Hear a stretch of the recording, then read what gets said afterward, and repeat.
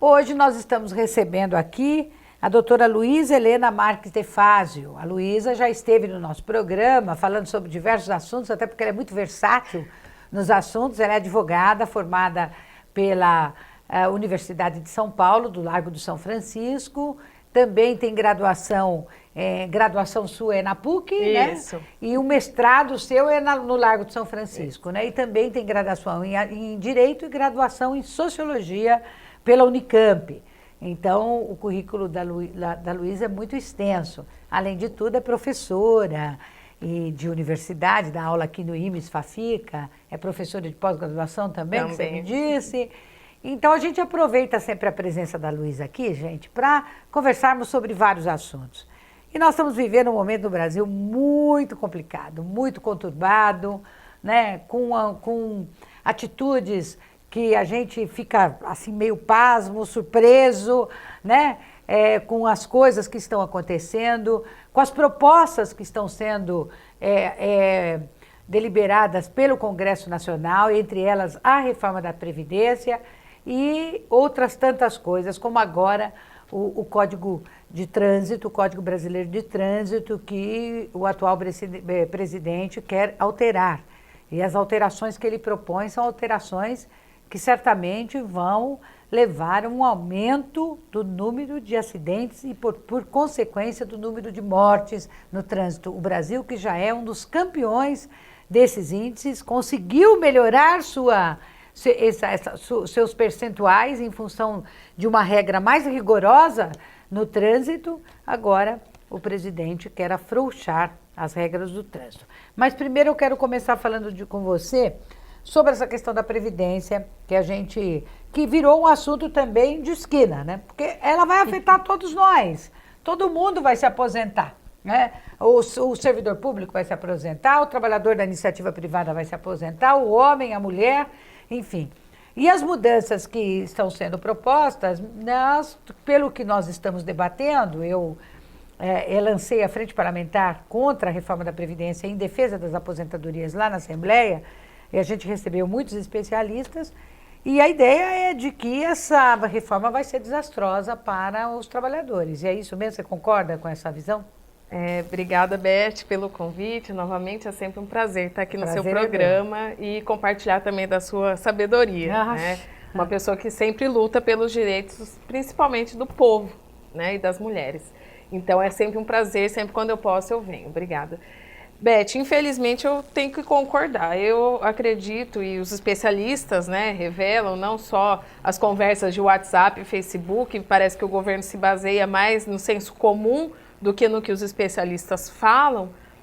Tanto é que o governo foi eleito, esse governo foi eleito com base em fake news, com base, né, em propaganda via WhatsApp, essa que é a grande verdade, foi eleito através das redes sociais, né? Mas o governo despreza o que os especialistas, o que os institutos, os dados revelam, né? E essa reforma, ela vai prejudicar sutilmente não, né?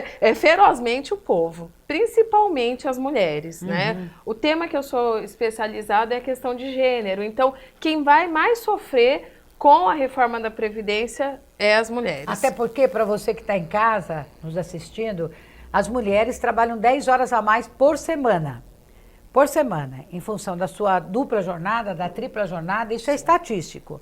E ela vai hoje ter um tempo maior para se aposentar, né, Luísa? Sim, vai subir, né? Vai subir o tempo. Hoje é 15 anos, são 15 anos de contribuição, vai subir para 20 anos de contribuição, Justo. Se ficar como está na PEC 6, e idade mínima para aposentadoria de 62 anos. Exatamente. Então, subiu 2 anos. Vai prejudicar ainda mais as mulheres. Exatamente. A gente parece que não se leva em consideração toda essa dupla, tripla jornada que as mulheres têm no lar. E muitas vezes as mulheres acabam tendo um tempo de trabalho picado, né? Os especialistas falam que é um tempo picado, porque muitas vezes a mulher tem que parar de trabalhar para ter filho, né? A licença maternidade é de 3 a 4 meses, 6 meses. E quantas mães, às vezes, falam, não, eu não vou conseguir trabalhar porque não tá, interrompe o trabalho, exatamente, Sim. Porque às vezes não tem uma creche para colocar o filho, não tem com quem deixar. Então ela acaba optando em interromper o seu trabalho para ficar dentro de casa, né? Nos países mais evoluídos, tais como, por exemplo, Estados Unidos, existe uma licença paternidade também maior, que se chama bonding, né? Bonding quer dizer criar laços. Vem de aquela ideia de super bonder, né? Criar laços, conectar o pai com o filho. Então, quando você divide o cuidado, né, dos filhos com o sexo masculino, não fica tão pesado para a mulher e não tem ela que somente parar de trabalhar para cuidar do filho. Exatamente. Mas no Brasil, toda essa relação de cuidado acaba sendo, por nossa cultura patriarcal, sempre fica o cuidado para quase sempre, né? E tem uma outra questão também que é muito importante, que é o benefício de prestação continuada, que é o BPC, que esse é um benefício, foi criado no início do governo do presidente Lula. E o que significa isso? Aquelas pessoas que nunca contribuíram, chegam a uma determinada idade, 65 anos acho que para mulheres, 67 para os homens, passam a receber isso. Isso deu dignidade para milhões de famílias mais pobres no país. Então, o que o governo está propondo nessa reforma? Reduzir isso para R$400. R$400, gente. O que você faz com R$400?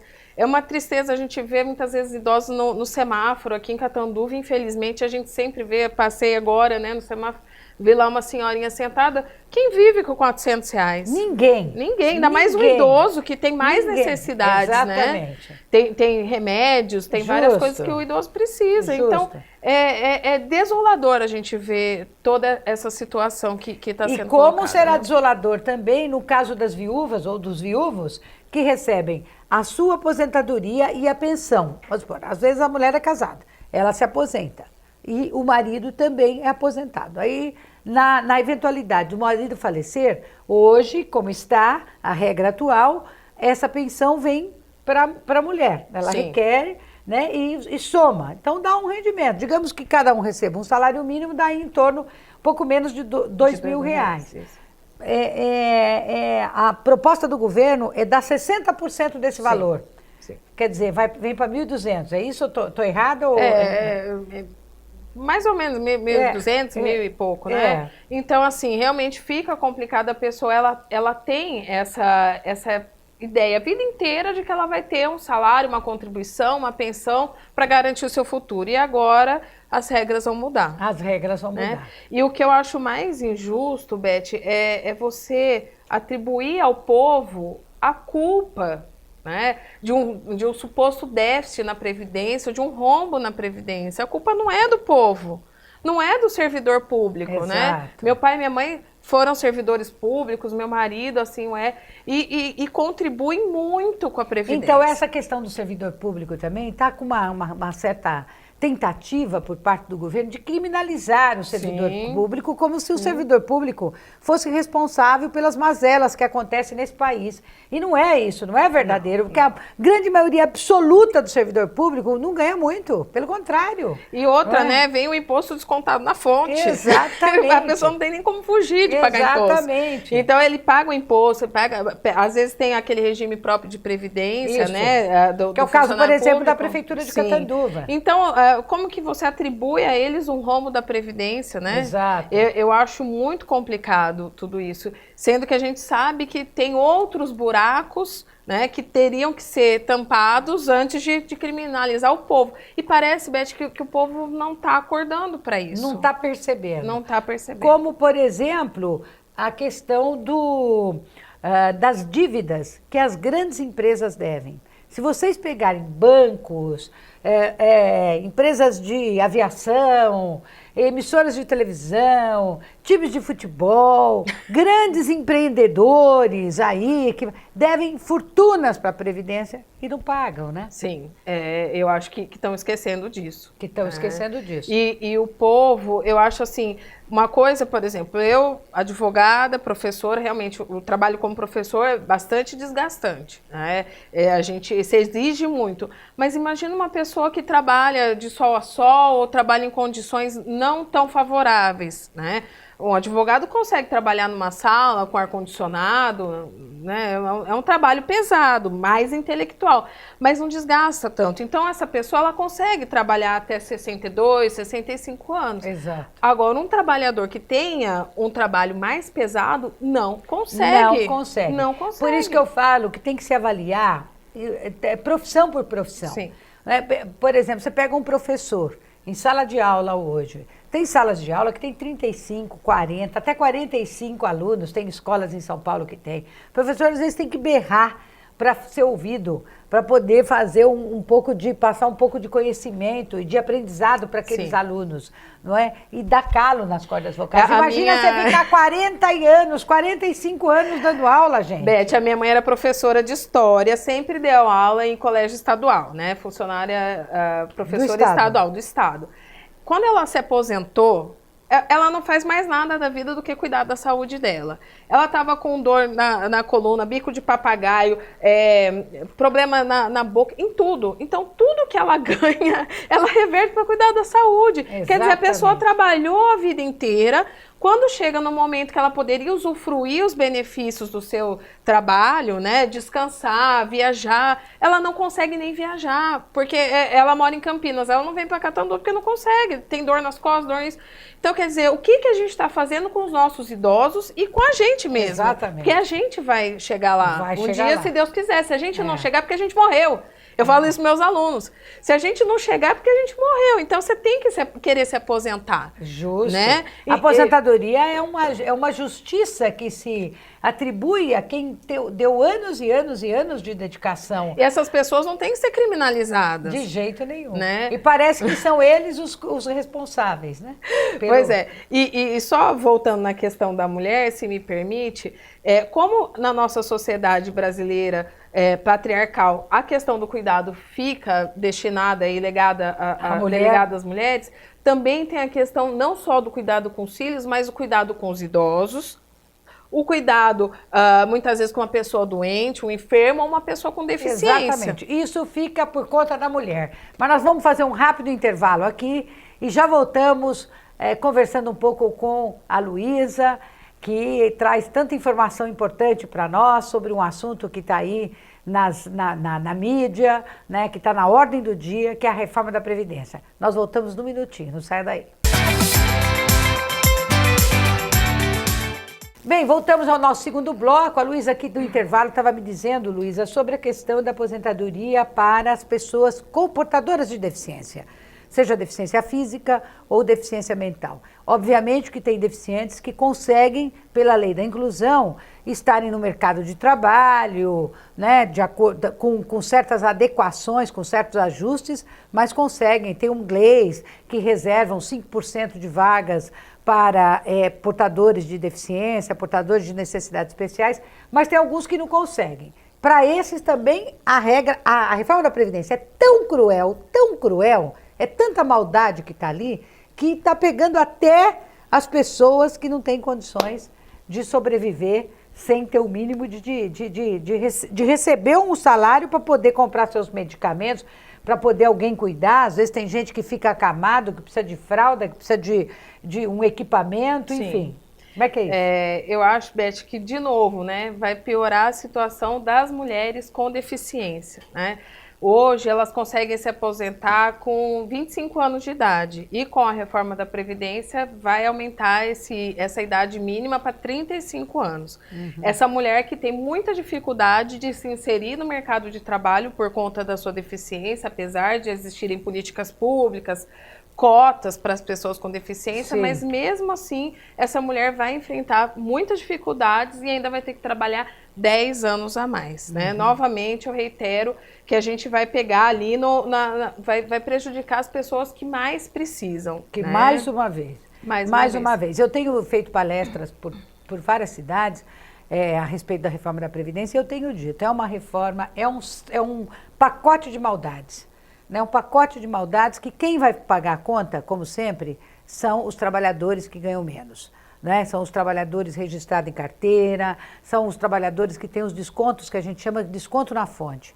Né? Porque vai, infelizmente, aqueles que conseguem burlar a legislação, acabam sonegando os impostos, acabam sonegando aquilo que eles têm que pagar. e sobra para as trabalhadoras e os trabalhadores. Né? Eu acho assim, Beth, que você pegar uma reforma da Previdência em geral, que atinge várias pessoas, fica complicado as pessoas se manifestarem, ir todo mundo para a rua e pedir a saída do presidente. Mas esse presidente, ele é tão fraco de pensamento, para não usar outra palavra mais forte, que ele foi pegar justamente agora a questão da universidade. Como que você quer brigar com o estudante? Ele pediu para ter manifestação, né? Nem para ele usar. Às vezes você tira dinheiro dos velhinhos, velhinho, doente, coitado, ele não tem como ir lá pedir. Ele não consegue ir para a rua para poder reivindicar, isso, né? Isso. Agora ele foi mexer com as universidades, como você disse no meu currículo, eu estudei em 2 universidades públicas, né? Das maiores do Brasil, e eu tenho um imenso carinho pela universidade pública, que eu vejo que ali... Só estudei em escola pública, da minha educação infantil até o meu curso de mestrado, sempre em escola pública. E a gente vê o nível do ensino, né? Que é ali produzido, o conhecimento científico, é um tiro no pé que está sendo feito no país. Mas não é só a universidade, não. Na verdade, os governos vêm tirando investimentos desde a educação básica, passando pelo ensino fundamental, o ensino médio, o ensino profissionalizante. Está aí os institutos federais que estão passando por uma dificuldade imensa, que foi uma sacada muito legal do governo do Lula na época, que colocou dezenas de institutos federais espalhados pelo Brasil. Catanduva teve o orgulho de receber que forma, e se vocês fizerem um levantamento, no Instituto Federal, a maioria dos estudantes lá são oriundos de camadas mais pobres da população. Pode levantar, e que as estatísticas e os números vão mostrar isso, não é verdade? E critica isso, e fala que o Brasil não tem conhecimento científico, está provado, né? A gente tem inúmeros rankings mundiais e as universidades públicas produzem conhecimento científico. Gente, um país que não tem conhecimento, ele fica refém dos outros países. Né? Ele fica refém dos Estados Unidos, aí a gente vai lá, né, beijar o pé do Trump. Exato. É isso que vai acontecer. Exato. Então, assim, eu estou estupefata com o governo. Parece que é um governo acéfalo, realmente parece que ele tem algum problema com o povo. Ele não tinha que estar sentado no banco da presidência, ele tinha que estar sentado numa cadeira de um analista, de um divã. Esse homem tem que fazer terapia. E outra coisa que eu quero também chamar a atenção aqui do nosso telespectador é que ter governos de direita faz parte. A democracia é assim. Às vezes você tem um governo de esquerda, às vezes você tem um governo de direita, às vezes você tem um governo de centro.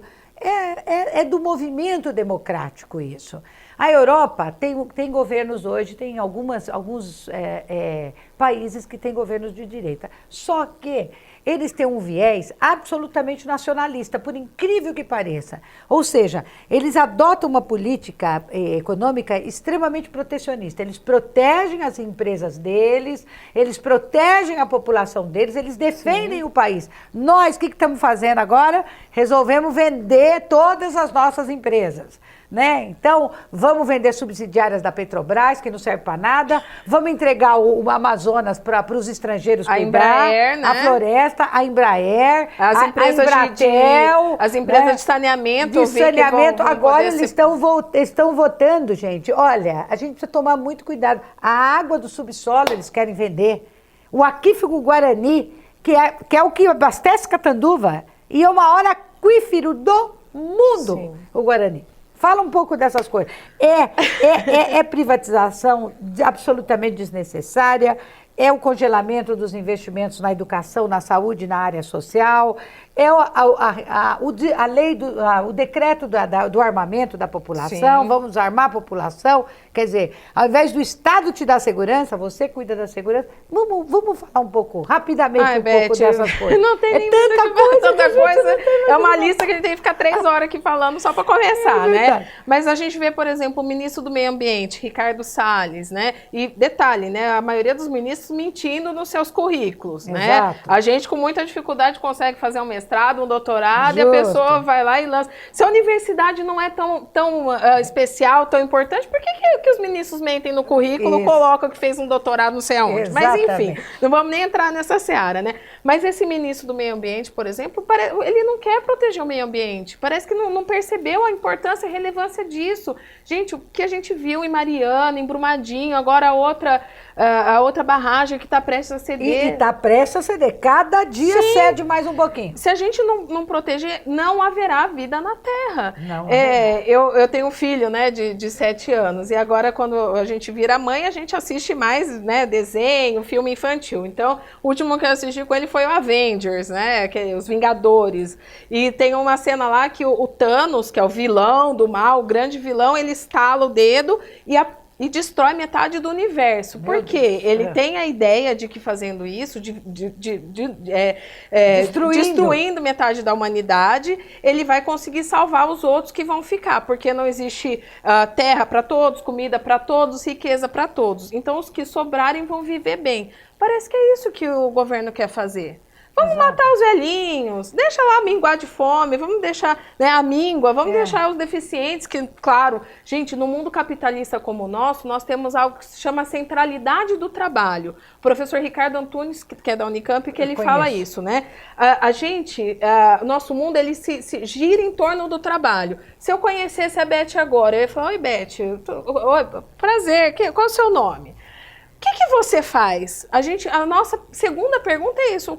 Ao invés de falar quem é você, o que você gosta, quais são os seus prazeres, a gente já vai para o que você faz. Então, o trabalho é aquilo que nos qualifica no mundo. Né? Se você não tem trabalho, né, assim como idoso, uma pessoa com deficiência... E nós estamos com 13 milhões e 400 mil desempregados no Brasil. Essa pessoa se torna um marginal, ela fica à margem da sociedade. O que é o marginal? Quem está fora do centro, que é o trabalho.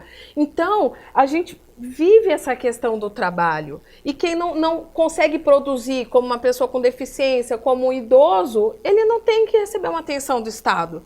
Então parece que é isso, a gente protege aqueles que estão produzindo, que estão gerando lucro, e o Bolsonaro também não está muito preocupado em instruir essas pessoas, que é uma mão de obra pesada, uma massa que não reflita muito para produzir, sem contestar, e aumentar de alguma forma uma riqueza que não vai ser, né, não vai ter grandes produções. A gente nunca pode perder de vista que esses dias eu estava dando uma entrevista a respeito dos garotos lá de aquela cidade ali perto de São Paulo, que eu estive lá essa semana até, do lado de Osasco, né? Quando os garotos fizeram aqueles alunos que jogaram as cadeiras para cima, etc, etc. Pois bem, é um caso polêmico. Sim. Né? Polêmico.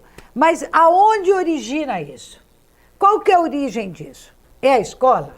A escola pode até contribuir para isso, mas é a desigualdade social. Começa na desigualdade social. Começa das famílias que muitas vezes não têm condição de orientar bem os seus filhos, que são famílias vulnerabilizadas, famílias crianças que às vezes não são criados pelas mães, não são criados pelos pais, ou às vezes a mãe é envolvida com droga, ou o pai é alcoólatra, fica na mão da avó, às vezes a avó não tem autoridade. O mundo mudou. Quer dizer, só mudou para os filhos da classe rica? Não, mudou para os filhos da classe pobre também. Eles também querem um universo, sonham com um universo diferente. E muitas vezes essa escola, eu estive lá, Carapicuíba, né? Eu estive lá. A escola, ela não é, para você ter uma ideia, não tem um funcionário para acompanhar os alunos no pátio da escola. Por quê? A escola também tem deficiências. Quando falta um professor, eles têm que deixar lá os 40 alunos trancados na sala de aula. Mas é claro, é natural, são adolescentes, vai mesmo acontecer isso. Né? Eles têm uma energia interna que acaba sendo extravasada. Precisam ser punidos? Precisam ser punidos, mas não da forma como a sociedade às vezes quer puni-los. Né? Levando-os para a Fundação Casa e ali eles saem muito piores do que eles entraram. Sempre a prisão, seja para o adulto ou para a criança, é uma forma de invisibilizar, tirar da nossa visão aquilo que nos agrada. A gente marginaliza, exclui e aí essas pessoas some o problema. Exatamente. Agora, a Beth falou da desigualdade social. A gente sempre ouve no discurso, porque a desigualdade social gera violência. E fica uma coisa abstrata. E eu consegui vivenciar isso muito claramente na minha vida. Sou nascida em Campinas, morei em São Paulo e vim para Catanduva. E Campinas é uma cidade muito violenta, em São Paulo também. Claro. Né? Fui assaltada várias vezes, né, em São Paulo. Então, você defende bandido, eu também advogo no crime, né? E a gente acaba defendendo algumas vezes as pessoas que praticam delitos. Aí fala assim, não, você só defende bandido porque você nunca sofreu um crime. Já sofri várias vezes em São Paulo, ali na sede, colocar a faca no meu pescoço. E deu ter chance depois de atropelar um menino, né? E freiei e falei, não, né, não posso fazer isso, é uma vida por mais que ele esteja te agredindo naquele momento. Mas quando eu vim morar em Catanduva, que é uma cidade menor e com menos desigualdade social, porque em São Paulo você sai na rua, eu morava ali, né, perto da Avenida Paulista, você sai, você tropeça numa pessoa dormindo na rua. Dos moradores de rua. É tristíssimo, sim, né? Sim. Não tem como uma pessoa, um ser humano, não se sensibilizar com aquilo. Claro. Né? Por mais que você veja todo dia. Mas aqui em Catanduva, não vê isso, a gente não vê. Isso é muito bom, porque é uma cidade que consegue, de alguma forma, manter uma coesão. Claro, existem gente... Às vezes está um pouco mais pessoas afastado muito ricas, sim. né? Mas existem pessoas muito ricas, milionárias na cidade, existem pessoas muito pobres. Mas eu acredito que consegue, de alguma forma, diminuir essa desigualdade. Né? Então a violência aqui não é tão forte. Claro que tem vários outros fatores, mas a desigualdade eu vejo que não é tão forte aqui. Se você vai em cidades maiores como Campinas, em São Paulo, a desigualdade é gritante, é gigantesca. E aí sim a violência se instaura. Mas qual que é a forma de resolver isso? É matando as pessoas, né, não cuidando da população, como o governo quer fazer, armando as pessoas, né, e o problema, o grande problema é que quando o presidente da República, que é uma pessoa da mais alta relevância, é o mais alto cargo de um país, ele internaliza esses discursos e verbaliza isso. Aquela pessoa que às vezes pensa assim, talvez eu pudesse matar alguém, né? Matar uma pessoa que entra na minha propriedade, ele já toma aquilo para si e justifica seus atos. Como foi essa semana, a semana passada, que o presidente, infelizmente, foi lá defender o MC Reaça, né? Que faleceu depois de ter espancado a amante. Grávida, né? Até quase a morte, a ponto dela ir parar numa UTI. Né? E aí o presidente, ele homenageia isso. O que acontece? Quando o presidente da República faz isso, ele está dando um exemplo muito negativo para a população, porque ele está dizendo o seguinte, olha, vocês podem, está liberado, viu gente? Vocês também podem, simbolicamente é isso que ele está demonstrando. Você não concorda com isso? Sim, e agora com o caso Neymar, né, não vou nem entrar no mérito do que ocorreu, mas ele também foi lá prestar, né, sua homenagem. A gente não vai ser levianos aqui a ponto de dizer se teve culpa ou se não teve culpa. Né? Uma coisa é certa, a divulgação dos vídeos foram muito ruins. Né? Em qualquer circunstância, ele não precisaria usar esse artifício para se defender. Talvez tivesse outro. Não estamos dizendo aqui que ele é culpado ou que ele é inocente. Cabe à justiça, a polícia está investigando, parece-me que ele foi indiciado pela divulgação dos vídeos e não ainda porque já está em processo de apuração. Sim. Isso tudo, né? A menina foi ouvida, ele também foi ouvido, enfim, precisa saber. Essa moça, apesar de tudo, ela vai sofrer ali um achincalhamento, né? Achincalhe. Ela é real que ela vai sofrer, quer nas redes sociais, na rua, ela tem um filho pequeno, né? Então a forma como tudo está sendo conduzido é muito cruel. Eu espero que a família dela consiga preservar o filho, né? Mas porque já foi revelado o nome dele também. A criança não tem nenhuma culpa disso que está acontecendo e precisa ser preservada. Mas já vazou, por assim dizer, o nome do menor.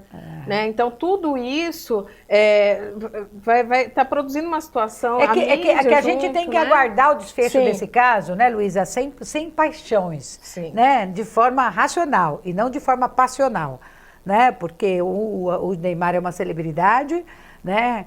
No país todo, então a gente precisa ter cuidados, e não pelo ser celebridade. Se fosse uma pessoa comum qualquer, que também estivesse sujeito a isso, tudo tem que ser aguardado o trâmite das investigações e da responsabilização. Se de fato ele for responsável, que seja punido. Se não for, Então, que a moça também seja punida. Então, vamos aguardar isso, né? Sim, e é um caso, né? Se fosse uma pessoa comum, esse processo iria transcorrer em segredo de justiça. Jamais isso seria colocado a público. Eu não sei como que isso vazou para a imprensa, para a mídia, e aí se tornou esse turbilhão. Cada vez que a gente abre um noticiário, um jornal sobre o caso, tem uma novidade, né? Dois grupos de advogados da moça já renunciaram.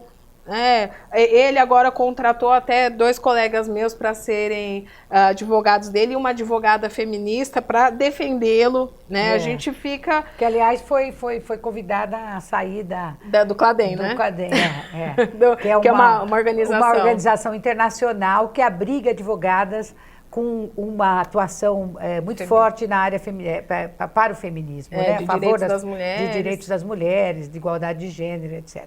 Olha, foi um prazer te receber aqui, enorme, né? A Luísa, você é sempre bem-vinda aqui. Obrigada, Beth. Sempre que a gente quer falar sobre assuntos que está pegando fogo, né, no país, a gente traz ela, às vezes a gente até se empolga um pouco, mas isso é bom porque ela também traz um conhecimento muito grande para nós, ela que tem uma formação bastante importante e está aqui na nossa cidade, e isso ajuda a gente a ter clareza sobre várias questões que estão sendo debatidas no nosso país e que afetam a vida de todos nós e de vocês também. Espero que vocês tenham gostado do nosso programa, uma ótima semana a todos, até a semana que vem e continue agora com a programação da Nova TV. Um abração.